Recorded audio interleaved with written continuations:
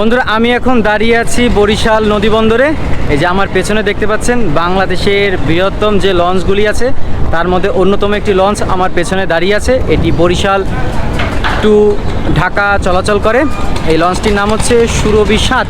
এই যে আপনারা দেখতে পাচ্ছেন সেই লঞ্চ সুরভি ৭ ছাড়াও এখানে রয়েছে অনেক অত্যাধুনিক আধুনিক সুবিধা সম্পন্ন অনেক ধরনের লঞ্চ। আমরা চলুন সেই লঞ্চগুলি দেখে আসি। বন্ধুরা, আমি অনুমতি সাপেক্ষে একটি লঞ্চের ভেতরে চলে এসেছি। এই লঞ্চটির নাম হচ্ছে সুরভি ৭, যেটি আপনার বাংলাদেশের বৃহত্তম যে লঞ্চগুলি আছে তার মধ্যে অন্যতম। এখন আমি নিচতলা থেকে দোতলায় উঠলাম। এই যে আপনার দোতলার যে দৃশ্য আপনারা দেখুন, এই যে দৃশ্য যেটি, আর এই লঞ্চটির প্রতিষ্ঠাতার একটি ছবি দেওয়া আছে এখানে। এই যে আপনার মরহুম আলহাজ গোলাম মাওলা, প্রতিষ্ঠাতা সুরভি গ্রুপ অফ কোম্পানি। আর এই যে সামনে আপনার প্রতিটি লঞ্চেই থাকে যে লাইট, এই যে দেখুন লাইটটির আকার দেখুন কত বড়, এবং এই লাইট দিয়েই আপনার সামনে সবকিছু দেখা হয় যে সামনে কি লঞ্চ কিংবা কোনো নৌকা আছে কিনা। আমি এখন ৩ তলায় যাচ্ছি, এটির ৩ তলায় যাচ্ছি। তবে এটির কারুকাজ দেখুন,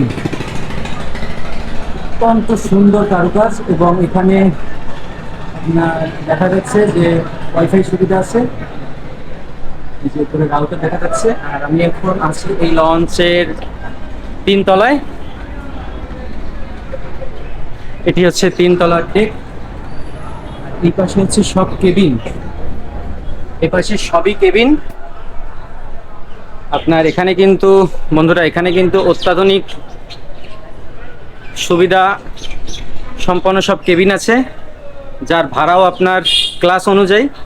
এই পাশের ডেক পুরোটাই কেবিন।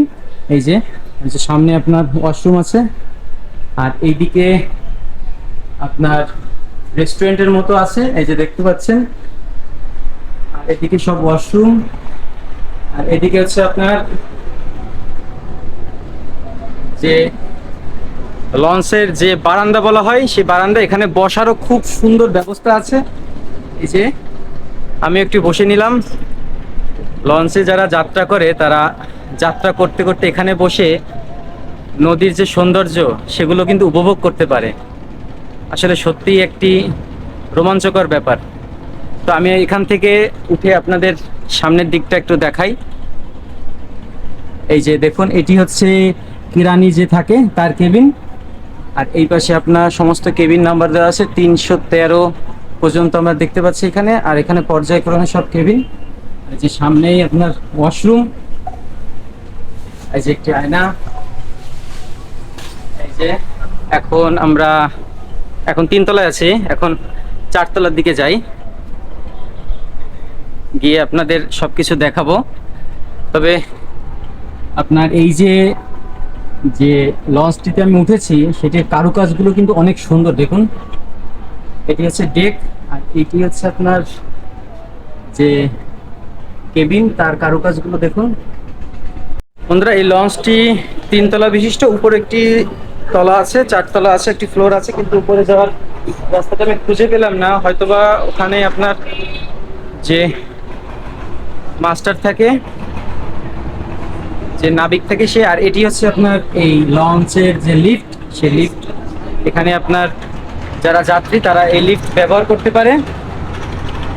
অনেক সুযোগ সুবিধা আছে কিন্তু লঞ্চে। এই লঞ্চটির নাম হচ্ছে সুরভি ৭, সুরভি ৭, যেটি আপনার বরিশাল থেকে ঢাকা চলাচল করে।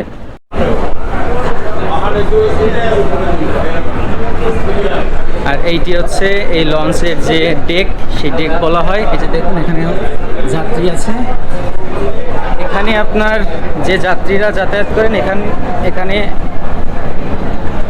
আসন নিয়ে যারা যাতায়াত করেন তাদের কিন্তু ভাড়াটা একটু তুলনামূলক কম, আপনার কেবিন থেকে একটু না, অনেকটাই কম। আর এই হচ্ছে আপনার ডেকের দোতলা, যেটি এখন দোতলায় গিয়ে আপনাদের দেখাচ্ছি। এইটি হচ্ছে আপনার এই লঞ্চের দোতলার যে ডেক, সেইটি হচ্ছে এটা। এখানেও আপনার অনেক যাত্রী আছে অপেক্ষমান, যারা যাত্রা করবে। আর সামনে হচ্ছে আপনার ৩ তলায় ওঠার সিঁড়ি। আমি 3 তলায় যাব, আপনাদের গিয়ে দেখাই।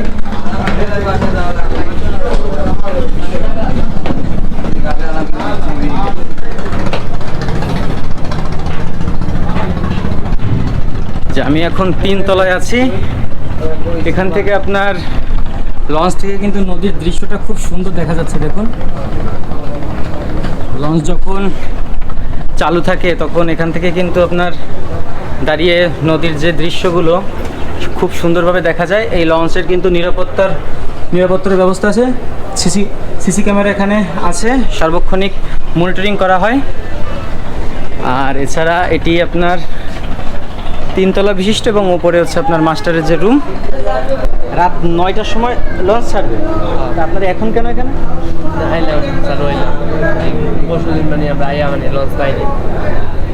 এখন বাজে আপনার 12টা বলতে গেলে, রাত ছাড়বে 9টায়।